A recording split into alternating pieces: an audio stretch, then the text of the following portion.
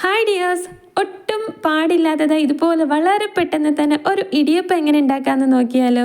ഞാൻ ഇങ്ങനെയാണ് കേട്ടോ ഇടിയപ്പം ഉണ്ടാക്കുന്നത്. പെട്ടെന്ന് തന്നെ നൂല് പോലെ വീഴുന്ന നല്ല സോഫ്റ്റ് ആയിട്ടുള്ള ഇടിയപ്പമാണ്. എല്ലാവർക്കും ഒരുപാട് ഇഷ്ടമല്ലേ ഇടിയപ്പം. അത് ഉണ്ടാക്കാനല്ലേ എല്ലാവർക്കും ബുദ്ധിമുട്ട്. ഇനി അങ്ങനെ തോന്നത്തില്ല കേട്ടോ. ഇതാ ആദ്യമായിട്ടാണ് കാണുന്നതെങ്കിൽ ഒന്ന് സബ്സ്ക്രൈബ് ചെയ്ത് സപ്പോർട്ടും കൂടി ചെയ്തേക്കണേ. ഇടിയപ്പത്തിൻ്റെ നല്ല സോഫ്റ്റ് മാവ് എടുത്തിട്ടുണ്ട്. അതിലേക്ക് കുറച്ച് ഉപ്പിട്ട് ഇളക്കി കൊടുക്കുന്നുണ്ട്.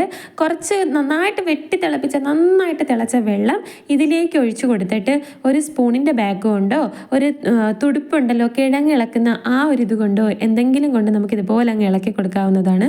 സ്പൂണിൻ്റെ ബാഗ് തന്നെ ധാരാളമാണ്. ഇങ്ങനെ നന്നായിട്ട് ഇളക്കിയിട്ട് കയ്യിൽ കുറച്ച് വെളിച്ചെണ്ണ തടകിയിട്ട് ആ മാവ് ചെറുതായിട്ടൊന്ന് തണുക്കുമ്പോൾ നമുക്കിതുപോലെ കുഴച്ച് നല്ല സോഫ്റ്റാക്കി എടുക്കണം. ഈ ഒരു കുഴയിൽ വലിയ കാര്യമുണ്ട് കേട്ടോ.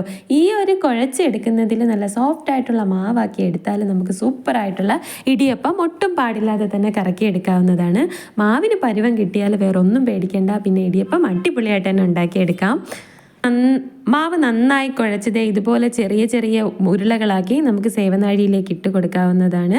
അതിനെ നന്നായി അടച്ച് ഇനി ഇഡ്ഡലി തട്ടെടുക്കാം. ഇഡ്ഡലി തട്ടിൽ വെള്ളം വെച്ച് അതിൻ്റെ മുകളിലത്തെ തട്ടെടുത്ത് അതിനെ കഴുകി തുടച്ച് വെള്ളത്തിൻ്റെ ഈർപ്പം ഒന്നും ഇല്ലാതാക്കിയിട്ട് അതിലേക്ക് കുറച്ച് വെളിച്ചെണ്ണ ഒഴിച്ച് തടവി കൊടുക്കാം. എല്ലാ പാത്രത്തിലും എല്ലാ തട്ടിലും തടകി കൊടുത്തതിന് ശേഷം അതിൻ്റെ മുകളിൽ കുറേശ്ശെ തേങ്ങ ഇട്ടിട്ട് ഇതുപോലെ അങ്ങ് ഇടിയപ്പം പരത്തിയെടുത്താൽ നല്ല സൂപ്പർ സോഫ്റ്റ് ആയിട്ടുള്ള ഇടിയപ്പം റെഡിയാക്കി എടുത്തിട്ടുണ്ട്. ഇനി ആവിച്ചെമ്പിൽ വെച്ചൊന്ന് വേവിച്ചെടുത്താൽ മാത്രം മതിയാവും. ആവിച്ചെമ്പിൽ വെച്ചൊരു 3-4 മിനിറ്റ് വേവിച്ചെടുത്താൽ അടച്ച് വെച്ച് വേവിക്കുമ്പോഴത്തേക്കും അടിപൊളി സൂപ്പർ ടേസ്റ്റി ആയിട്ടുള്ള ഇടിയപ്പം ഇവിടെ റെഡി ആയിട്ടുണ്ട്.